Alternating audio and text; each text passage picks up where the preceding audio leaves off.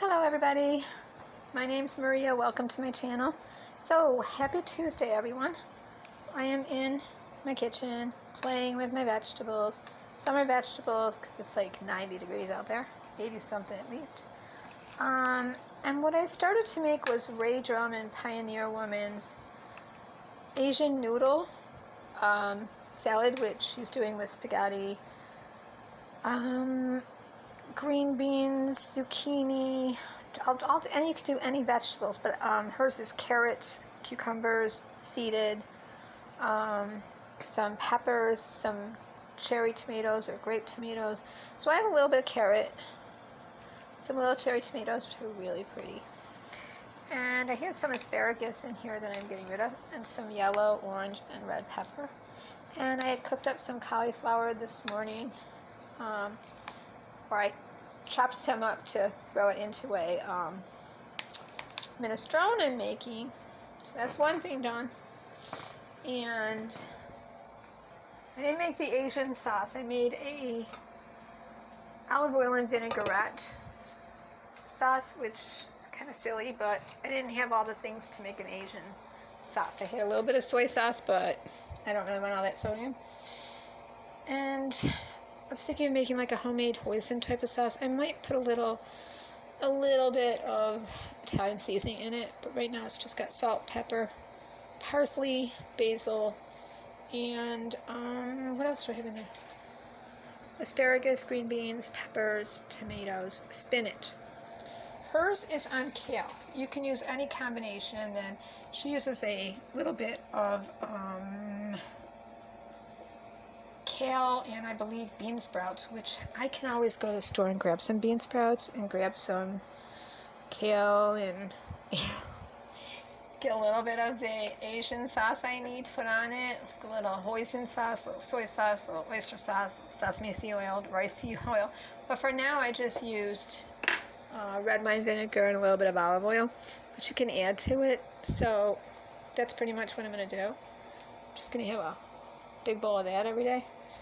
And then I've got a minestrone going over here, and I'm using the Williams-Somonia, I think, recipe, where it's just 2 cans of diced tomato, 14 ounces. I used no salt.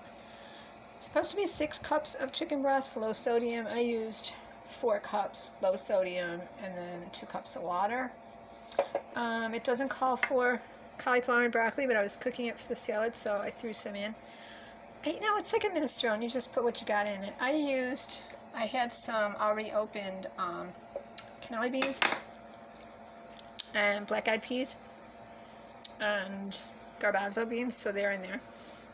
And then I'm just going to pop some spinach in at the end and green and yellow zucchini on the last hour. It's 5 hours on low.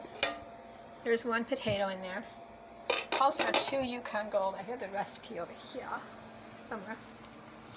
Somewhere I set the recipe down. Walked away from it. It was such a simple summer minestrone. It's just zucchini. Yeah. It's just celery. There was no carrots in it, but I put carrots in it. Here was the thing that's in it is pesto. So I made my own pesto and threw it in there. You can make your own or get a store-bought. It's basically just 2 celery stalks, some green beans, diced tomatoes, an onion, zucchini, Parmesan cheese, some pesto.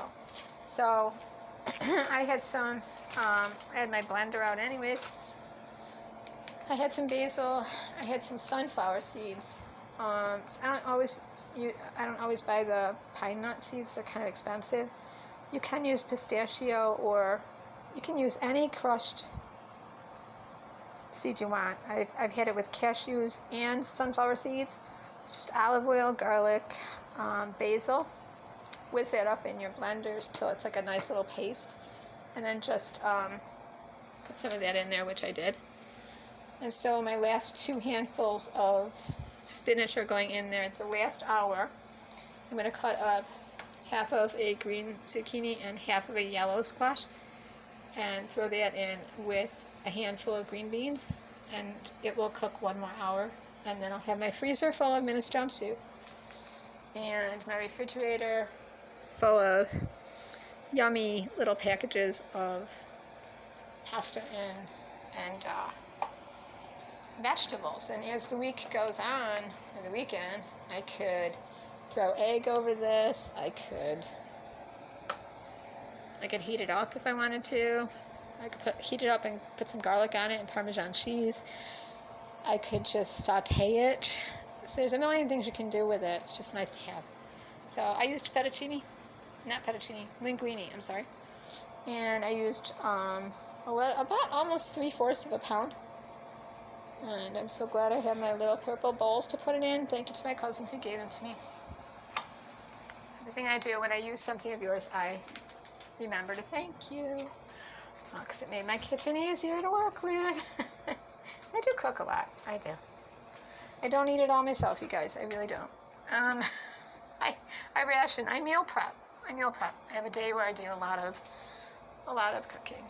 And then I just knit. I do a lot of knitting. So, what came today? And I'm going to be doing a sample of a block of the Tree of Life blanket. Ooh, you know that tape, ladies. You know that tape. Joanne's got it. This was like In Search of Gold. Karen 1 pound cream. Very hard to get more than 2 at a time right now, anywhere. So this is the beautiful yarn I'm using. I've been buying 2 at a time because I'm making a very large Tree of Life Afghan that I should go get it and show it to you. That's what I should do. Yeah, why don't I do that? I've been on my feet since like 4 o'clock in the morning. I am so wiped out right now. My cat's looking at me like, will you stop? Let me get in the kitchen and eat my food. He usually won't come in the kitchen while I'm cooking because he's been splashed before. Smart cat. Okay, so this is Nicky Epstein's Tree of Life, designed by Nicky Epstein. It's in her book, Cover-Ups with Nicky Epstein, from her personal knitted collection. And I'm all the way into the flower garden now, the first set. So this is a 48 by 58. It's pretty big. You work the trees with cabling, then you do this little divider line bit, and then you do some really fun stitchery work to do what I call tiptoeing through the tulips. And then you do the divider again, and the trees again, and then the divider again, and then the flowers again, and then the trees again, and then the I believe it's 3 sets of everything. Now, I've already made 5 baby miniature heirloom blankets, and that is also, you can find it on Lion Brand, Tree of Life Lion Brand. And it would be 2 twin trees. So a twin tree is there and a twin tree is there. So it stops right about here. So it goes to about here. So it's half of this. And then it only has 1 flower garden and then 1 more set of trees. So the large Afghan, which I'm working for, is really a labor of love. It's a lot of cabling. It's a lot of fun stitchery work. But it's been so darn hot, I keep putting it down. So I am all the way to here with 1 pound of Karen 1 pound. And that's a yarn that is comparable to what they're calling for is Lion Brand Wool Ease 10 skeins. So I figure it's going to take me 2 to get to the other side of another set of trees, and it's gonna take me 1 to get to the other side of 1 more set, and then I have my other one to get to the other set, and I'll just have to buy 1 more for the border. The border's worked by just sewing it in as you go. Make a little bit at a time, and then you sew in the tulip border. really a beautiful pattern. And I'm going to be coming back online and just showing you how to do one block, which is a multiple of 44 plus 4, and get you all the way up to the flower garden, which is a multiple of 12 plus 1. So you'll be carrying the same stitches that you cast on with, and increasing by using M1s, make ones, and you'll be cabling to the front and the back by slipping 2 to the front or slipping 2 to the back, and either knitting the first 2 or purling the two in the back.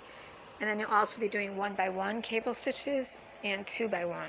So you slip 2, you knit 1, you crochet 1, not crochet, I said that wrong. You knit 1 or knit 2. And so it's really fun when you get in the trees. Once you do the first set of trees, it's like, whoa, I got this. It's fun.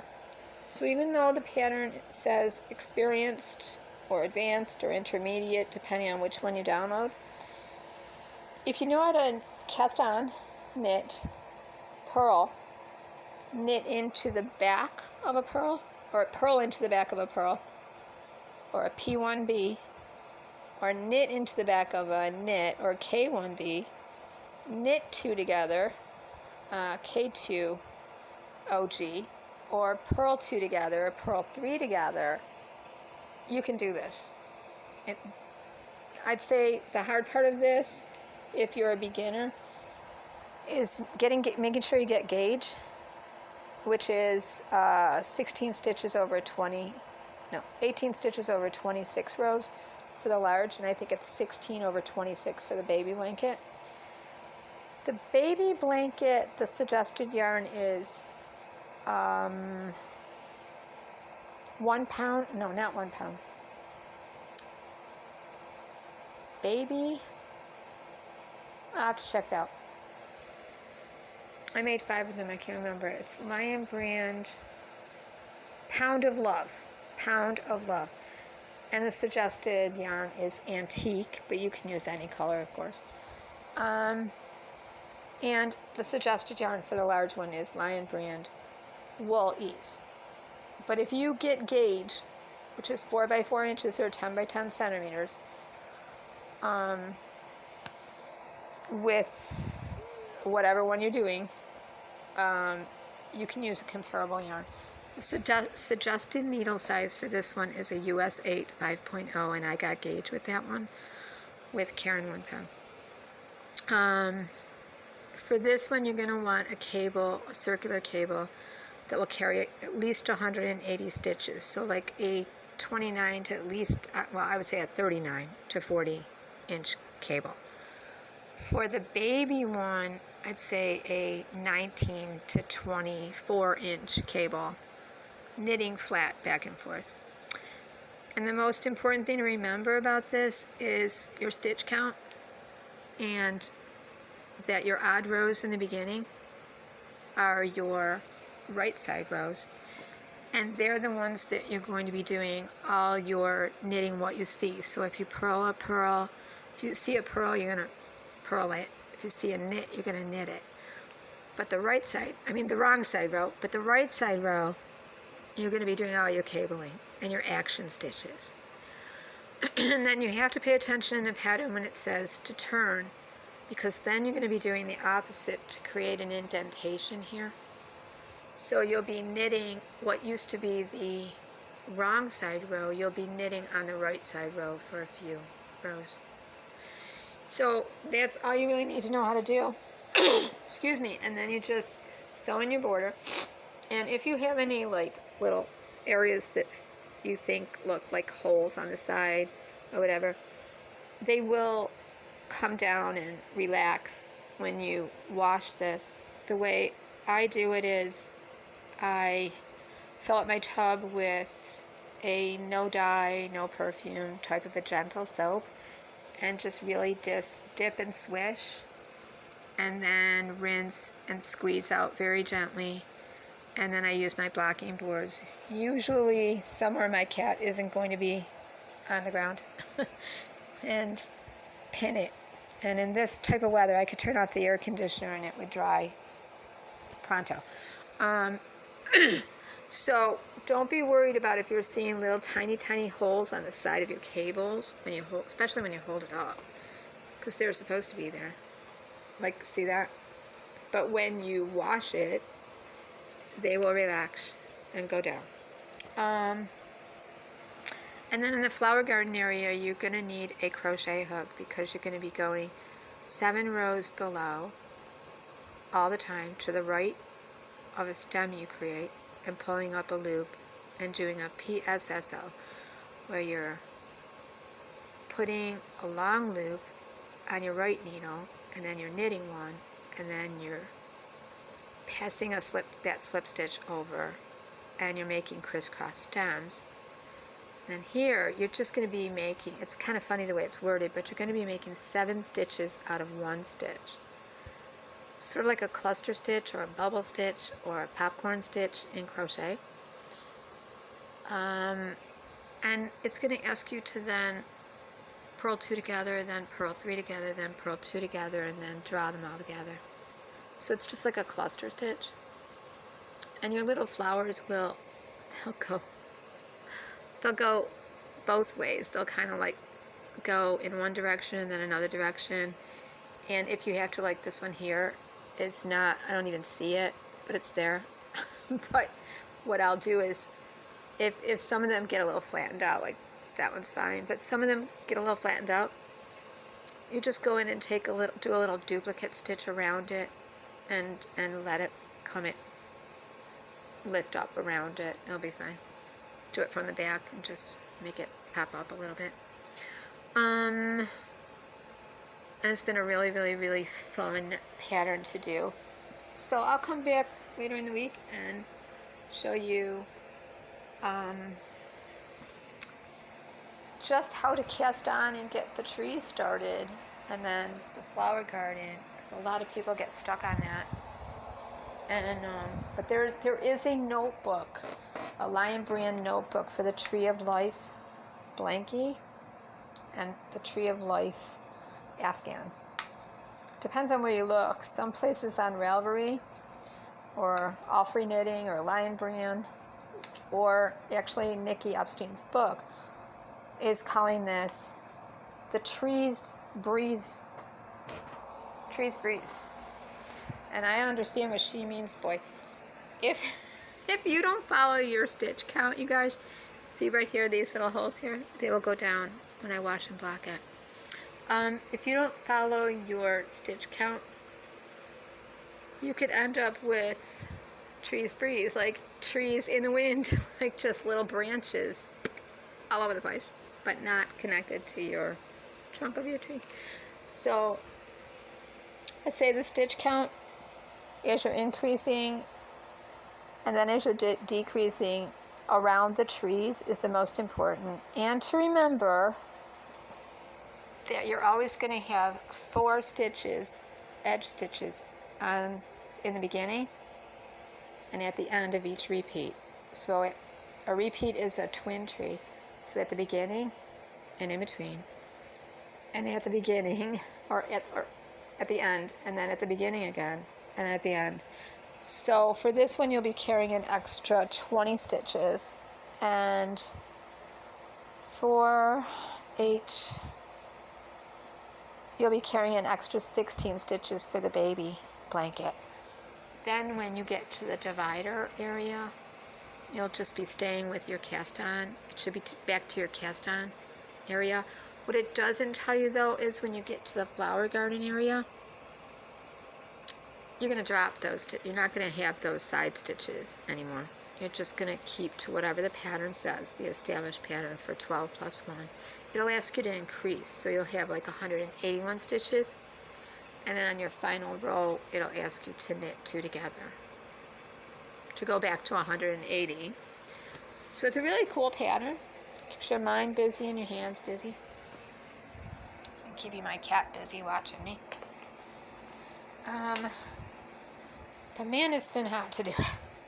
So, I found a Rocky Marathon on IFC TV. I thought it was Bravo, but it was something called IFC, which just makes me think of KFC, which chicken. But I finally saw the Rocky series, and I feel like good about it. I got a lot of knitting done Sunday, and I watched, or maybe it was Saturday or Sunday, I watched the whole thing. Every movie. 1, 2, 3, 4, 5, and I won't spoil it for anybody else that hasn't seen it, but now all I can sing is getting strong now, feeling strong now. Yeah, that's where I'm at. And yo, Adrian, yo, Adrian. I mean, that's, sorry. That's kind of where I'm at. Like, oh, it's stuck in my head. Yeah, that's why I don't do sequels. If I ever did a Star Wars sequel, that music would be in my head. I just know it. So, okay, that's my video, you guys. That's all I got. Be sure to subscribe, share, hit the notification bell, share your comments, share your favorite summer recipes. I love Rae Drummond, Pioneer Women. She's got the best pasta primaveras, salads. I love them. And I love Giada De Laurentiis's pasta. These women just know how to do vegetables so nice. There is a little lemon juice in that too with garlic. And I'm going to just chop up my zucchini and throw it in. And throw some green beans in and be done, sort of. Clean up again. I've been cleaning up as I've been going. I'm going to go gulp some water now. Have a nice day, everyone. Take care. Thanks for hanging with me. Bye.